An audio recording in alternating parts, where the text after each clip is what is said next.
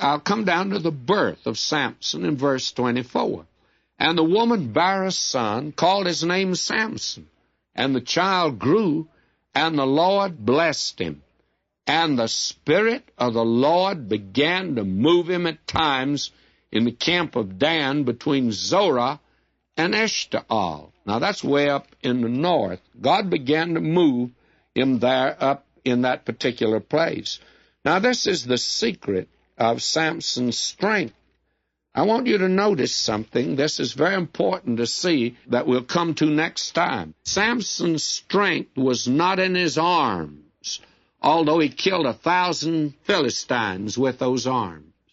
And Samson's strength was not in his back, although he carried the gates of Gaza on his back. And that was a pretty good undertaking. And Samson's strength was not in his hair, although he was weak when that was gone. Samson, you know, has been depicted as a big bruiser with muscles.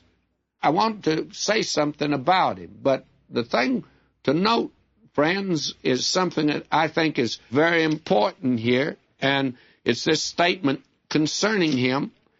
And the Spirit of the Lord began to move him at times.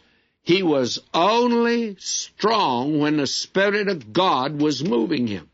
And just cutting off his hair is actually not what weakened him.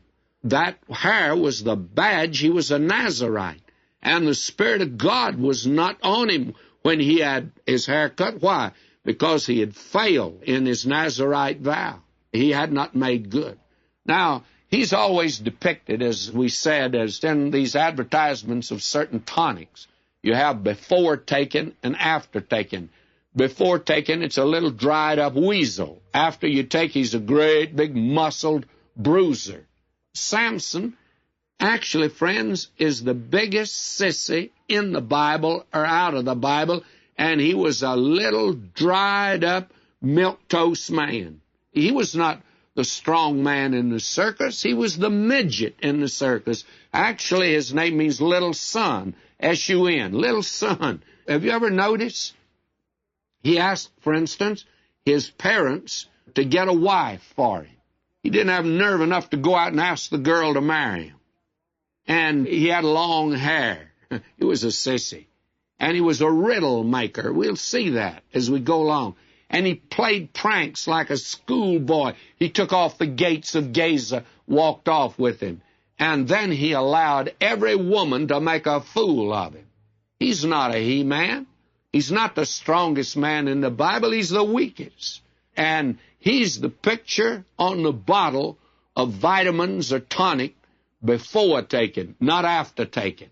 And this fellow was tied to his mama's apron string like a little sissy, for that's what he was. And we're told that the Spirit of the Lord began to move him. And when the Spirit of God began to move him, he was strong. But when the Spirit of God wasn't upon him, he was as weak as water. It's very interesting. You know, the world today is looking for strong things. They wanted to know his strength. And they didn't realize God chooses the weak things. And that's the reason they marveled in that day. They said, how can this little midget, this little scrawny, milquetoast fella, how can he perform those feats? And there was only one explanation. God did it. You know, the world makes a noise. God says, be still and know that I'm God. Man made the horn. God made the silent depths of the forest. And you know, we come through the Christmas season with parades and tinsel and the tawdry and the trees and Santa Claus and all that.